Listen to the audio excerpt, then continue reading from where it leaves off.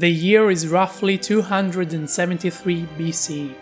The Indian subcontinent is a mosaic of kingdoms, but one dynasty, the Mauryas, holds unprecedented power. This is the empire that Ashoka, a young prince, is destined to inherit. But his journey to power and the legacy he was destined to create would unfold in ways no one could have predicted. More than other leaders in history, Ashoka went through a profound transformation that will shape the course of Asian history forever. To understand Ashoka, we need to go back just a few decades before he was born. The northwestern frontiers of India had felt the tremors of Alexander the Great's armies. While Alexander himself turned back, his invasion disrupted the existing powers, creating the perfect opportunity for Chandragupta Maurya, Ashoka's grandfather. Possibly learning from the Greeks, Chandragupta carved out the first great unified Indian empire. He laid the foundation that was later expanded by his son Bindusara, Ashoka's father. When Bindusara died, the Mauryan Empire was vast, stretching from modern-day Afghanistan to Bengal. Unfortunately, the transition of power was far from peaceful. Not many reliable sources have survived to this day, but ancient texts whisper of a fierce rivalry among Bindusara's sons. At that time, Ashoka was a governor and not necessarily the chosen heir. Stories speak of a bloody struggle for the throne, with Ashoka proving himself a formidable and ruthless contender. In a few years, he crushed all his enemies, and around 268 BCE, a formal coronation marked the end of the succession war. The empire he inherited was a complex entity, with diverse peoples, multiple faiths, and the ever-present threat of foreign kingdoms.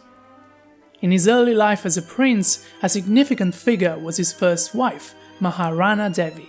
She was a devout Buddhist, and their union is believed to have introduced Ashoka to the teachings of the Buddha early on. She was the mother of his first two children, Mahendra and Sanghamitra, who would later play pivotal roles as missionaries. Devi wasn't the only queen, but she surely was the most influential one, especially because of her faith. Perhaps a seed that would flourish later in Ashoka's life. Times were not mature yet, and the ambitious Emperor Ashoka continued the Mauryan tradition of expansion. His target was Kalinga, a prosperous kingdom on India's eastern coast that fiercely guarded its independence. The Kalinga War around 261 BCE was Ashoka's most brutal campaign. The resistance was valiant, the Mauryan war machine relentless. Victory came at a terrifying cost. Ashoka's own words paint a horrifying picture. 150,000 people were deported, 100,000 were killed, and many more died. The sheer scale of the slaughter in Kalinga shook the emperor to his core.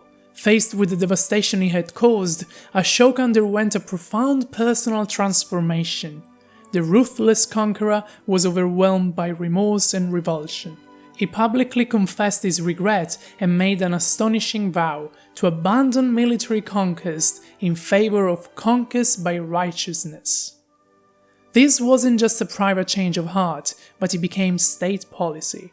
Ashoka began to communicate his newfound philosophy directly to his people through his famous edicts. Inscribed on rock faces and majestic pillars, often in local scripts so people could understand them, these edicts were not boasts of power, but messages of peace, tolerance, respect for all life and social welfare. He spoke of his duty to his subjects as a father does to his children.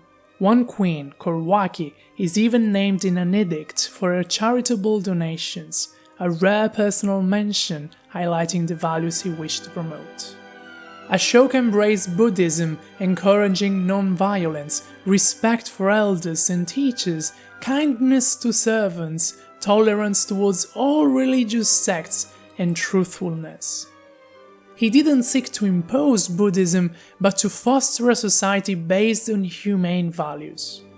In more practical terms, Ashoka actively implemented welfare measures. He established hospitals for both humans and animals. He had wells dug and shade trees planted along roads for travelers. He promoted medicinal herbs and appointed special officials, the Dharma Mahamatras, to propagate Dharma and ensure the people's welfare and just treatment, even among frontier populations and within royal households.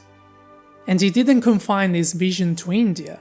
He sent emissaries, including his own son Mahendra and daughter Sanghamitra, to spread the teachings of Buddhism and his principles of peaceful coexistence to other lands, such as Sri Lanka, Southeast Asia, and even to the Greek kingdoms of the West, ruled by the successors of the same Alexander who somehow empowered the Mauryan dynasty. Ashoka was arguably the history's first great proponent of cultural diplomacy on such a scale. His reign eventually ended, and like all empires, the Mauryan power waned over time, but his legacy proved far more durable than stone and territory. Today, the lion capital from an Ashokan pillar at Sarnath depicting 4 lions facing the cardinal directions stands as the official national emblem of India. The Ashoka Chakra, or Wheel of Dharma, is proudly centered on India's national flag, a constant reminder of his ideals of righteousness, peace and progress. And so it ends the story of Ashoka the Great, a ruthless conqueror who became an apostle of peace. His story is not just ancient history, it's a timeless testament to humanity's capacity for change and a challenge to leaders everywhere. He showed that true greatness lies not in the power to destroy, but in the will to nurture and uplift.